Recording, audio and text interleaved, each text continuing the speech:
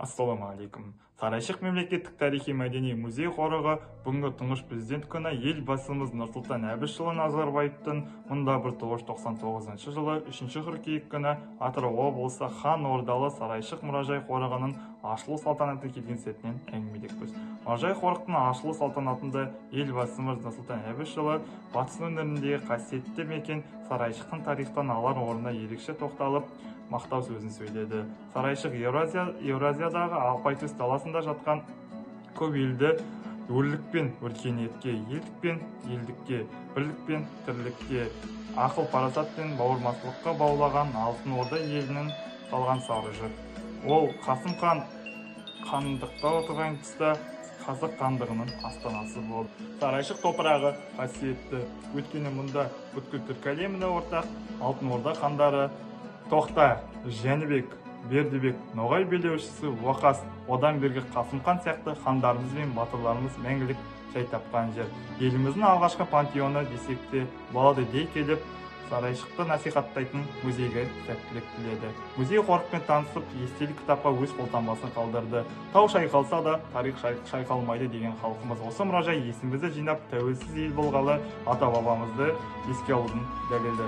Жас ұрпақ тарихтан өнег алып, қазақ елін кең байтақ жерін сүйіп өссін деп өсиет қалдырды. Бұл салтанатты шара барысына қатынасып куәгер болған ауылымыздың ардагері Есекенов Ерсайын ағамен болған сұхбатты назарларыңызға ұсынамыз.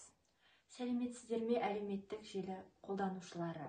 Сарайшық мемлекеттік тарихи-мәдени музей қорығы 1 желтоқсан президент күні қарсаңында ауылымыздың ардагері Есекенов Ерсайын ағамызбен кездесуге келді.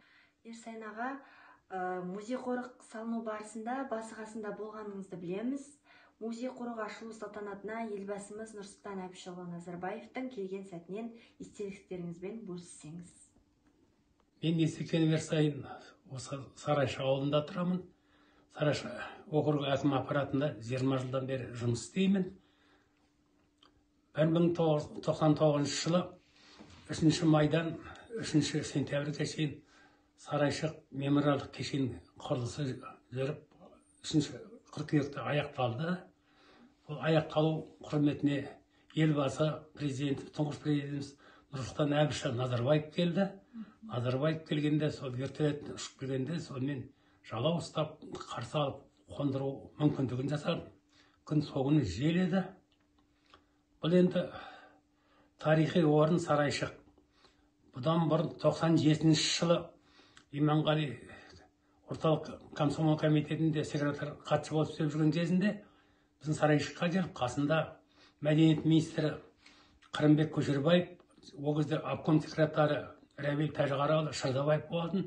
Сарайшықта қарап жүріп, жардан секіріп түсіп, құмыраны тауып алып, сол кездің өзінде мұнараға бір үлкен бір ескерткіш кесене тұрғызу керек екен деген әңгімесін айтқан.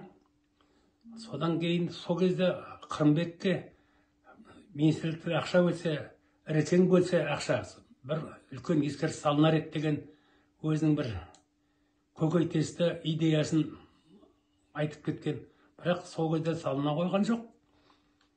Өзі біздің облысқа келгеннен кейін бүкіл облыста барлық мекемелердің бәрін жинап, 99 жылы сәуір айында сол Сарайшық ауылына жинап, сол жерде барлық мекеме басшыларына ата-бабалар алдында парызымыз осы Сарайшыққа бір үлкен бір ескерткіш тұрғызайық деген. Соған барлық мекеме басшылары келісті демеушілік жасауға. Содан мына қазіргі Сарайшық музейі тұрған жерге келіп, орын қарап, сол жерде белгілеп кетті. Содан кейін құрылыс 99 жылы 3 мамырда басталды. Сайын Назарбеков бастаған Маңғыстаудан шеберлер келіп, сол 3 айдың ішінде бүткіл кесенені құрылысты бәрін жақсы ойдағыда аяқтады. Құрылыс жүріп жатқан кезде Иманғали сол құрылыстың өзі архитекторы, авторы, сол барлығын айтып, ғана бір ескерткіш тұратын жерге ортаға қазақ ағашты киелі санаған ғой. Сол бір ағаш орнату керектігін айтып, содан біз жан жақтан ағаш жинадық. Иманғалиға ұнамайды. содан бір мына ескі сарайшықта сатқан алма ағашын әкеліп соны жондырып бәрін дайындап жатырмын. Енді сол кезде сайын айтты Назарбек, бір екі бұтағын қалдыр, қашанда есіңде болсын, ана қарағанда мін тақса ол ұнағаны болады деп.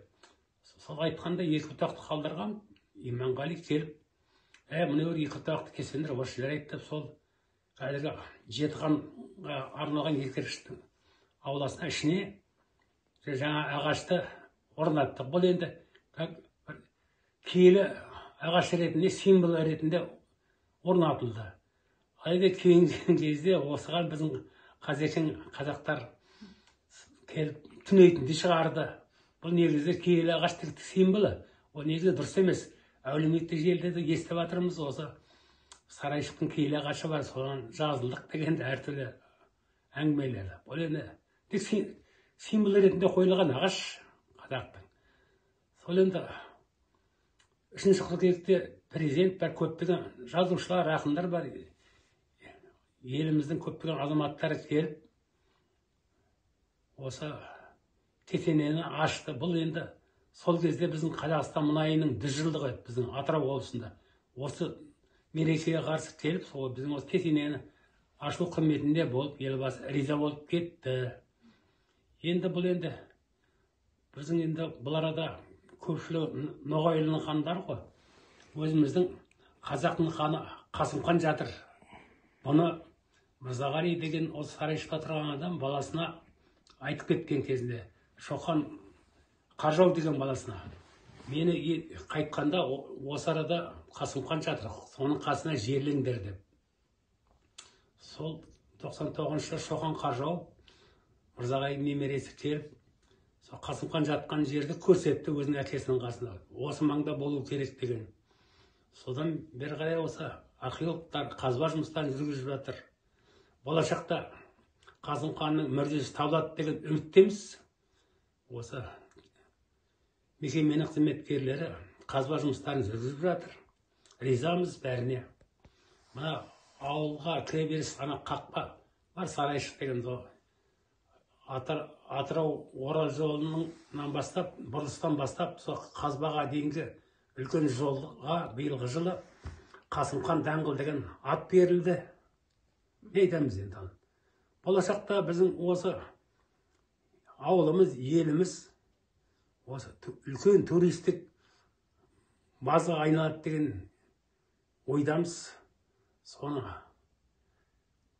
осы жұмысқа елбасында отырған азаматтар мән беріп, өзіміз тарихымызды кейінгі ұрпаққа қалдыру үшін жұмыстанады деген сенімдемін. Ағай, алтын уақытыңызды бөліп сұхбат бергеніңізге рахмет. Әрқашанда аман болыңыз дегіміз келеді.